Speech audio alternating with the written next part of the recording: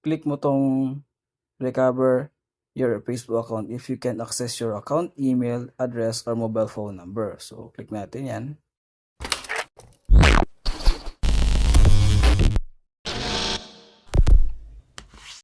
So, ayun po. Welcome back po again sa ating channel. So, we're back and now, araw-araw na po tayong may upload ng mga bagong YouTube videos o mga bagong tutorial videos kasi po matagal po ako nag-stop mag-YouTube. So, ito po, we're back na po again sa ating track kung saan is let's upload every single day about social media tutorials. So ngayon, focus po tayo sa napapanahon which is yung mga account po na hindi na po ma-recover, like hindi po siya ma-recover ng tawag dito, ng walang email, hindi na po siya kay-recover ng kahit hindi na po siya ang mga account po na hindi na kaya ma-recover dahil wala na pong mga email and wala na rin pong mga phone number which is nakalimutan na po, or yung iba na wala na po yung SIM card, or yung iba yung Gmail post, hindi na po nakaka-access sa Gmail nila. So ngayon, I'm gonna teach you po kung paano nga ba po yun ma-recover kahit di po tayo gumagamit ng mga yun, okay?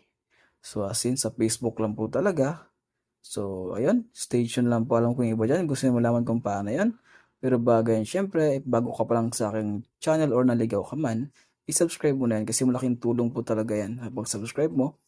And syempre, kung mahilig ka sa mga ganitong klaseng content, ng mga tutorial content, pwede mo naman i-turn on yung notification bell icon natin dyan para lagi ka pong updated sa aking mga videos or sa aking mga uploads. So tara, start na po natin kagad to. Huwag na po natin patagalin pa, ano? So una-una po sa lahat is, assuming is hindi ko po ma-open yung account ko, okay? So syempre, yung iba po kasi is nag-download pa po sila sa Play Store na kung ano-ano. And tawag dito, tinatry po talaga nila lahat ng paraan. Pero may isang pinaka-main na paraan lang po talaga. Paano po gagawin yun? Okay? So, napakasimple lang ito. So, ito, ang gagawin mo lang is, punta ka lang ng Google Chrome. Clear natin to. Okay? Search natin yung Facebook. Ito po yung pinaka-legit way. Okay?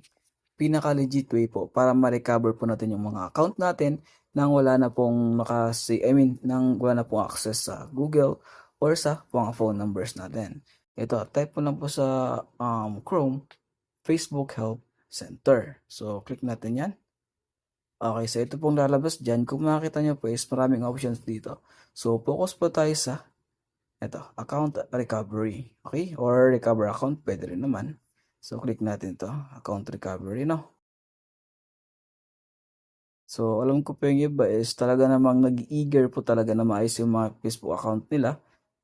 Kasi nga po, di ba, marami silang contacts doon pati. So, kaya dapat matulungan natin sila kung paano nga ba ma-recover to. Especially po sa nanonood ngayon. Okay, shoutout sa'yo kung sino ka man. O nga po pala, kung gusto nyo pa shoutout, no? Habang inantay natin to, is pwede po kayo mag-comment dyan sa baba. So, lahat pa ng comment dyan, re-replyan ko. Papasilin ko po lahat ng comments nyo, okay? Dahil bawat audience po para sa akin is napaka-importante. Kasi po, kung di dahil sa inyo is wala po tong channel ko ngayon, okay? So, kayo po ang dahilan. So, yun, medyo matagal ang connection natin. So, pagpasensyahan nyo na po kasi po, dito po ako sa lugar kung saan is, yun, may na pa rin yung internet. Ayan. So, kung makikita nyo po dito is, get help with account recovery. So, alam ko yung iba dyan is, na-forgot lang yung password. Pero 'di ba, kahit na-forgot mo yung password is may nakasave ka pa rin na Gmail and mga phone number. So, pwede mo recover yun. Mabilis lang recover yung mga ganun. Pero paano naman po is kapag na-hack, 'di ba? Like, for example, na-hack yung account mo, syempre iibahin yung Gmail mo, iibahin yung phone number mo, kasi nga na-hack yung account mo. So, ang gagawin mo dyan is ito, may account was hacked. So, click mo to para si Facebook na, ayan, click natin. Ayan, kung makita mo, makakausap mo si Facebook, okay? Or makakausap mo si Meta AI. Ayan. So, sabi natin is may account was hacked. So, ayan. Looking into account security. So, ayan kung makikita mo. Kung babasahin mo dito is medyo mahaba, di ba? Pero, ang gagawin mo lang is click mo na lang to, recover Facebook account if per hack. Okay? So, kung may time kayo basahin, pwede naman. Pwede rin siya pang Instagram kung gusto nyo. Okay? So, tara, focus po tayo sa recover Facebook account if per hack. Click mo natin yan. So, yan, mapunta ka po sa website na to. Ayan. So, dito naman, okay, so wait lang po natin, no? Kasi po, hindi po ganoon kalakas yung connection ko dito, no? Sana po, pagpasensyahan nyo na lang po, no?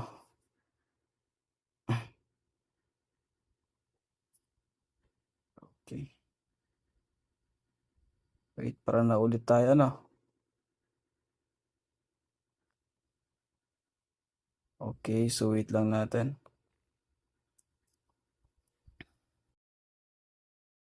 So, if ever po hindi po gumana yung sa part na to, meron pa po tayo isang way. Okay, may isang way pa po naman para ma-recover po yung account natin.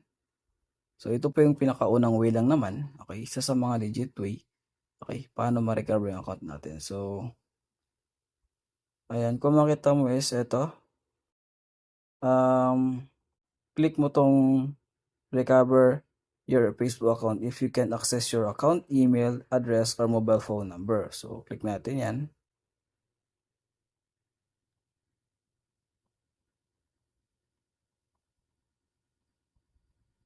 So, kapag po ganito na nagpapaulit-ulit na lang po, so, ang gagawin nyo po is, tawag dito, gusto na natin to. Ayan, ito, kung makita mo, ayan, ito na siya, okay?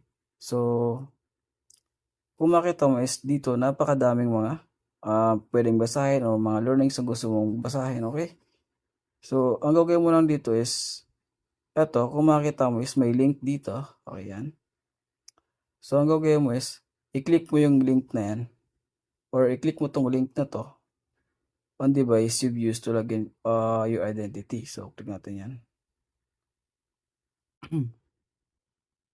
Ayan. So, dito kung makikita mo is, tag dito, imposible namang di mo memorize yung account, yung phone number na ginamit mo doon, or yung email number na ginamit mo doon.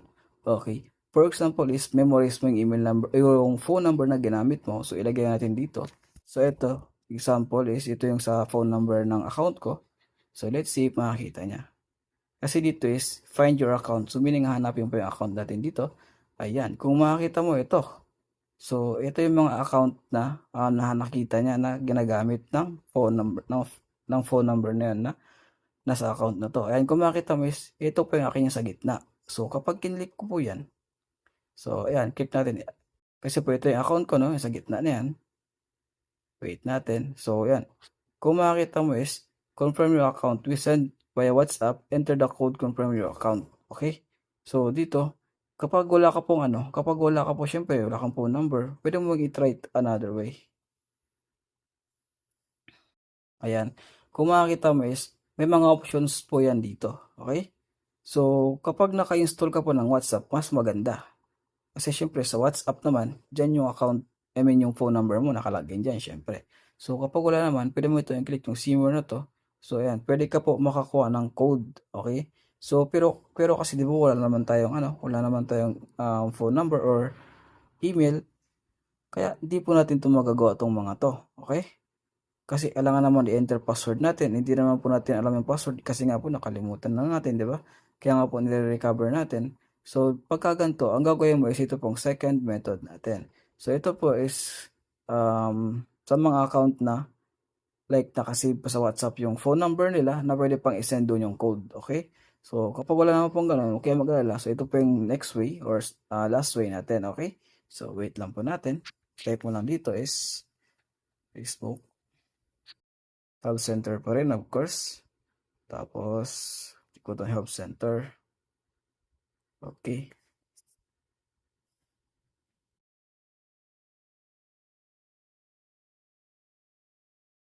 So, ayun, medyo may katagalan talaga tong internet natin. So, medyo matagal na. Medyo mahina ang connection natin. Ayan. So, dito ka na po mag-ask for help.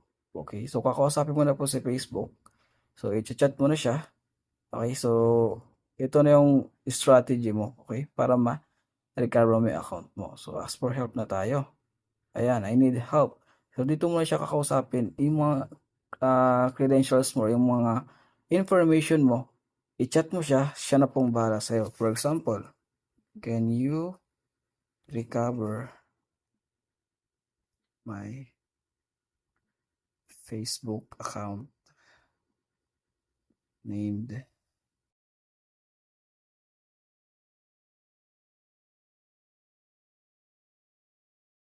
ayan. So, tatanungin niya na yan dyan. Next is, wait natin kung anong sasabihin niya, no? Let's see if kaya niya i-recover. So, ito lang, i-continue mo lang itong i-continue hanggang sasabihin niya sa'yo is, mag-wait ka na lang, ayan. Or, ipapassend sa'yo ng ID, ganun. So, ayun, ganun lang. So, ito lang yung isa sa mga paraan, okay, para ma-recover ang account natin. Medyo mahirap siya gawin, pero worth it yung paghihirap mo dito, okay? So, yun lang po. If you like the video, please leave a like. Di na magtatagal pa. Till next time. Peace out. Keep safe, everyone. Bye-bye.